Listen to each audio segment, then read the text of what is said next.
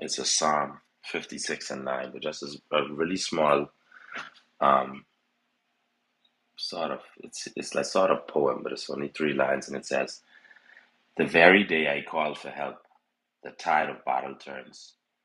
My enemies flee. This one thing I know, God is for me."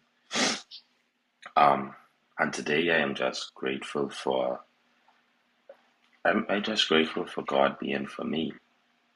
You know, um, the psalmist particular um, in this particular verse, just how he started it out, it meant a lot to me just reading it. When I read it, it was sort of like a gem. I said, you know what, I gotta pocket this one and keep it, because he said, "The very day I call for help, the tide of the battle turns."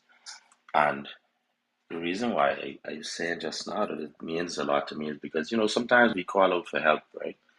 And we don't realize, just like what Sister Levette was saying just now, like, it's harvest season, but you got to prune too. But we call out for help, but we expect immediate results from God. But it don't really work that way. Like sometimes, like His help is come in the forms of many different things happening around you, so that you could be, or so that you could see and experience the bigger picture. You know, like you call out for help in a certain situation, and then you realize that somebody stopped talking to you, or you realize that you have to go in this direction, or you realize that you no longer could do this, or you no longer could do that. But all of this was set as a catalyst in the spiritual world when you called out for help. Your calling out for help is what basically set that that stone rolling down the mountain for God to be able to come to you and to provide what He needs for you to better yourself, or to help you in that particular situation. And how we cry for help is through prayer.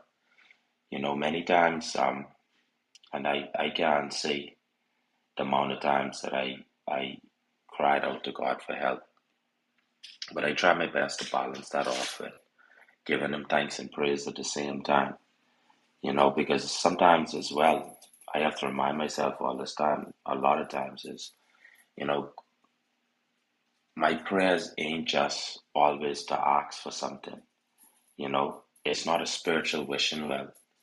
I have to use it, and as a form of conversation with God, because He knows what's going on. We know that He's omnipotent. We know that He is omnipresent. He's here. He knows everything was going on. But I think sometimes that He just wants us to talk to Him about it, to try to get clarity, to try to get answers. So keep praying, y'all. Keep doing what we do every morning, and most importantly, um, don't be afraid to ask God for help. I'm Gary, and I like my mic.